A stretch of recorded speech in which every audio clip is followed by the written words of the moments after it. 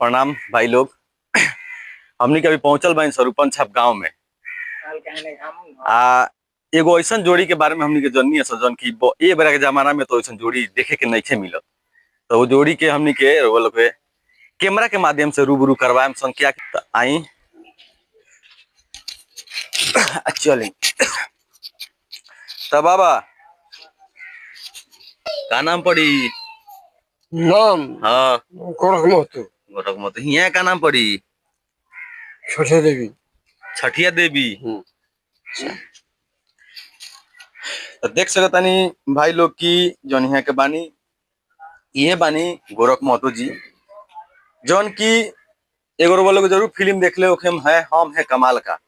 तो हम है कमाल में का फिल्म में जौन एगो एक्टिंग रहे, जौन की अनहरा बहिरा के एक्टिंग रहे, तो कहीं ना कहीं हो सकता कि इहो लोग के जौन बावे हूबहू वैसने एक्टिंग के मतलब रूप बा, जौन की देख सकता नहीं यहाँ के बाइन जौन की यहाँ के आंख से उतना दिखाई ना देला। आ जौन वहाँ के धर्म पत्नी बानी यहाँ छठिया देवी जी, वहाँ के तनी कैमरा से तनी भागे नहीं ओकरा के वही के कारण से वहाँ के जौन बा के फोटो हम के नहीं खींच ले सकत, थोड़ा सा वो देखे के मिलत हुई। लेकिन यहाँ के देख सकता नहीं कि कहीं ना कहीं यहाँ के कमाए ना जानी, जौन की यहाँ के जौन बा की आंख से लौकेला ना कमाई यहाँ के छूट गइल बावे। तो कहीं ना कहीं जौन यहाँ के धर्म पत्नी जी बानी वो अपन फर्ज निभावत नहीं, जौन मंगलसूत्र वहाँ के पहनले रहनी, जौन कसम खैले रहनी मारो में कि हाँ जीवन भर साथ निभावे के, तो वहाँ के निभावत नहीं यहाँ के धर्म पत्नी जी जौन बानी। लेकिन एगो वहाँ में कारण इहो बा कि वहाँ के मतलब बोली जौन बावे थोड़ा सा लटपटाला, थोड़ा सा बहु टाइप में वहाँ बोले नहीं, अब वैसने वहाँ के दिखाइयो देनी।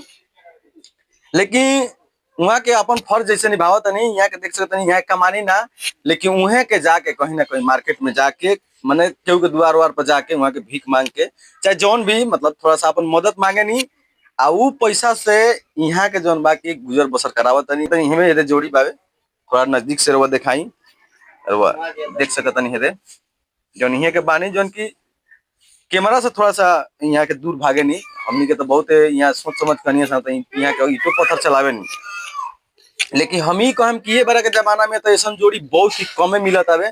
ये बार के जमाना में जौन मेहरारू बाड़ी सन ऐसा जौन यहाँ के जौन कर तनी ऐसा करे के बार के मेहरारू सन के दिमाग में नहीं के चलत। ये बार सके बा कि तू मरद बाड़ा जा, लेकिन जौन यहाँ के बानी हमने खाली यहाँ के चलते आयल बेंसन कि यहाँ के ही मतलब जाके कहीं कहीं मांग के यहाँ के गुजर बसर करावत नहीं। यहाँ के देख सकत नहीं है बानी, देखी ये देख कैमरा के माध्यम से जन की बहुत ही यहाँ के मतलब अब का कहीं हम हमारा से तो बयान नहीं के होत, जन यहाँ बानी बहुत ही खूबसूरत जोड़ी बावे। फिर हम कहता नहीं कि जन एगो फिल्म आई रहे अनहरा बहिरा के उहे यहाँ लोग के जोड़ी बा, यहाँ के आँख से लौकेला ना, वहाँ के थोड़ा सा मैंने बोले नहीं ना सही तरीके से उतना सुनाइबो ना करला, सेम कहानी हुए बावे। लेकिन हमने खाली दिखावे खातिर नहीं सर कि जौन वहाँ के बानी पत्नी धर्म कितना बढ़िया तरीके से निभावत नहीं, यहाँ के देख रेख कितना कर सकते। रउआ का कहे हम कुछ पत्नी के बारे में कुछ कहे हम कि रउआ के गुजर बसर करावत नहीं? रउआ कमानी ना ना ना कमानी तो एने आई एने उठ जाई ए लुकवा तो यहाँ कमानी ना ना तो कहाँ से खानी लो?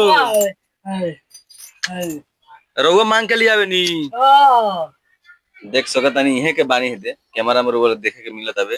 इहे के बानी की जौन की यहाँ के गुजर बसर करावत नहीं, जौन की यहाँ के कमा के यहाँ खियावे के चाहिए, लेकिन कोनो कारण बस यहाँ के आँख थोड़ा सा आँख से नहीं खेलो जौन कारण से यहाँ के जहाँ पे भी जाता नहीं कमाए तो ना जानी कोई जानी तो केहू मदद उदद कर दिला, वही से लिया के यहाँ लोग खानी लो। देख सकते हैं कितना अच्छा जोड़ी बावे। तरवा लोग सब हाथ जोड़ के विनती करम कि ऐसा जोड़ी ये जमाना में नहीं खे आ चाहे ना मिली। लैला मजलू के जोड़ी यहाँ लोग के तो वीडियो को अगर वो लोग अच्छा लगा तो वीडियो को एगो लाइक कर लो, कमेंट में यहाँ लोग के जोड़ी बा सही बा कि गलत बा तो कमेंट में बताई लो, वीडियो के ज्यादा ज्यादा शेयर कर लो ताकि ऐसा जोड़ी बार बार हमने के दिखावे के प्रयास करी सर्वा लोग वीडियो के माध्यम से। बस इतने काम सन। जय हिंद जय भारत।